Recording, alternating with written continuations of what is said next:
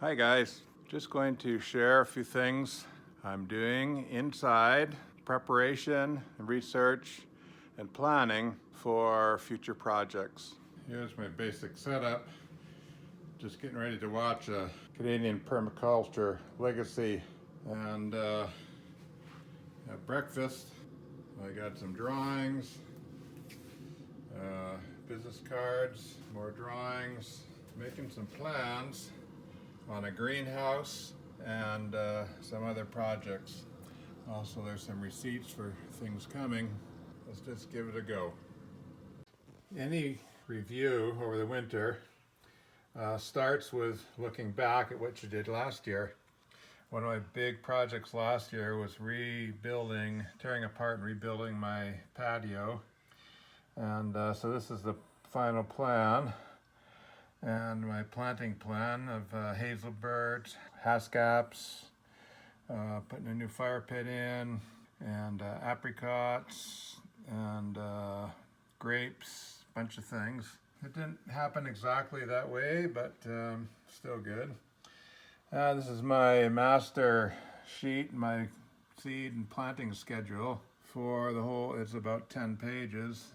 And it looks at every different area of my garden, where it was, how many I put in, when I seeded it, when I planted it outside, and eventually what happened. And then again, you got lists of that coordinate with that. Apricots. How many, where am I going to put them, what kind of sun do they need, moisture, etc. And where am I going to get them. Eventually that all gets pulled together, and then you develop a new plan for next year. These are month-by-month projects that I've got. Goes through every month, what I've got to do, tied to a calendar, and it's coordinated with my seed chart, which I have to update for 2022. Plans eventually lead to catalogs like TNT Seeds, which is one of my favorites I've used for a couple of years. I get both seeds and rootstock out of them. And tree time, getting some blackberries. I'm going to try pawpaws. Green Barn, Montreal, getting some grapes. And what's another one here? Oh, TNT. Materials, seeds, and mostly perennials. In addition, we look at new projects going forward for the new year, because it's a journey and things change. This year, I've picked up 2 large beds in the community garden, and each bed is 4 feet by 8 feet, so 4 by 16. This is my initial plan of what's going in there in each bed. And right now I've got garlics planted, I've got Jerusalem artichokes planted, and I'll be seeding things and then putting stuff in April and May. So that's one area. They're going to be expanding my vegetable beds dramatically. Another thing that I've been dreaming about for a long time is building a greenhouse. I've looked at structures that you can buy, stick in the backyard, doing a lot of research. Done up some sketches for, this is it would attach on the southeastern edge of my house. It'd be like a wallapini sort of thing. Maybe 15 feet wide by 20 feet long. And this is another one, looking at different sun angles. This would be a lean-to attaching on the south side of the house. 2 levels, upper tropical level, tropical climate, and the lower Mediterranean type climate. But anyway, this is quite involved. It's been going on for months and months, and will continue in the future. I was gifted this Verge permaculture greenhouse design course, and it's very comprehensive, 10 modules. It's an on-demand course, and I was going to take it, but in the process of my ongoing checking and research, I went into the town of Cochrane, specifically talked to Lisa, and got an update on what the requirements are, the setbacks, building code issues, and etc. And it's caused some major rethinking. When I went into the town, I got the information, and basically I need 2-foot setback on the side yard and a 4-foot setback from the rear property line. If it's unattached, the greenhouse is unattached, I need a 5-foot setback from the house. If it is attached, going to the back, I would need a variance because my current house is as far back as it can go under the current regulations. Anyway, also, if anything's attached or has a concrete foundation or is tied to some sort of a concrete pier foundation, it would be considered an addition, and I need to go for a development permit. So that's not good. So all in all, the bottom line is my big plan to put a greenhouse on the back of the house going to the back property line is out. It's just not going to happen. Even if I went for a variance, which would be costly and time consuming, and I'd have to spend a lot of time on a plan to get a huge variance that probably isn't going to go over too well with the neighbors and or the town. So I think that is out. If I do anything that's attached to the house on the side between my house and the neighbors, and there's a 18 feet of width that I could put something in, that is also a problem, because if it's unattached, there's no room because I need a 5-foot gap with the house. And if it is attached, I need to get a building permit. I need to dig down 8 feet probably to get below frost for footings and a wall. And that isn't going to happen because I can't hand dig that, and I can't get any heavy equipment into the back. So that's pretty much out, and I've got to rethink my plans 100%. Fortunately, I can do something, and the something is to transform my cattle panel arches, which I'll show you in a second, into high tunnels. This is an end design of a door frame, and basically put them together. Here's my arch.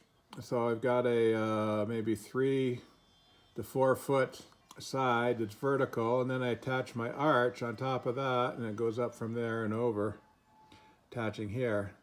And I cover the whole thing with plastic and put a window in one end and door in the other end. What we're showing here is roll up. I design it so that I can roll up the full length of the plastic on each side. And that's very easy to do. That's very easy to do on each side. And this would be fairly straightforward. And instead of the potential $50,000 I might have been looking at for a big greenhouse in the back, I'm looking at 500. So my wife will love that. Now the big thing that's going to change is, of course, the beds. So the plan is I would extend. So here's 2 beds. Those are 4 by 8 feet. Each one is 8 feet by 4 feet, and it's about 2 feet in between. So what I would do is I would enclose this whole thing 8 feet by about 10 feet, and they'd be about 10 to 12 feet high. And so it's not an insignificant thing. This is currently a pathway between the beds. So what I would do is I would close off and make this a separate bed. And then, of course, my 2 big grow beds. And enclosing them is going to cut out the wind. I think it will maybe give me another zone so I can grow more. And it's going to be a much, much better growing environment. Now, my plan originally was to produce a Mediterranean and tropical environment in the greenhouse. I can't do that. But I can push things a little bit, and that would allow me to put in apricots, peach, grapes, figs, pawpaw, nectarine, and persimmon. So the thinking is, this is south, this direction, so I could put grapes in the corner, let them grow up and expand, and then put a larger tree here, like a peach, for instance, and then a smaller tree, like apricot, and a significant amount of room vertically, at least as much as my outside fruit trees. And I just have to prune them, shape them as I'm pruning them to fit in. And then the understory and the rest of these beds, which are nice garden beds, I would plan out with annuals, and that would be the plan. The loss of the tropical might be overcome by something that I'm just researching now, aquaponics. Aquaponics is basically a combination of aquaculture and hydroponics. And it's a closed loop system where the fish produce essentially gas, which is converted by bacteria into nitrites and nitrates, which the plants take up as fertilizer. And the plants also clean the water, which goes back into the fish. So the only additive you're putting into the system is fish food. And you get fish, and you get fruits and vegetables, and even small trees that you can grow in these grow beds inside the house. That may be the direction I'm taking going forward, but that's another project, probably a year away. Fairly nice day. It was 10 degrees centigrade yesterday, and it's not 10 right now. It's maybe 5 below, but it's nice. So, just an overview. My idea of a greenhouse attached here, that flamed out. But I do have these cattle panel arches. So, the plan is to build a more solid side, about 4 feet, and then raise up the cattle panels, attach them to those, and then cover the whole thing with plastic, and also to extend them 2 feet in both directions, so the enclosed structure incorporates both of those beds and the pathway in between. And the back half of the pathway I'll fill in, and it's going to give me room to plant some trees. It'll be protected and produce a much better grow environment for hot weather and cool weather crops.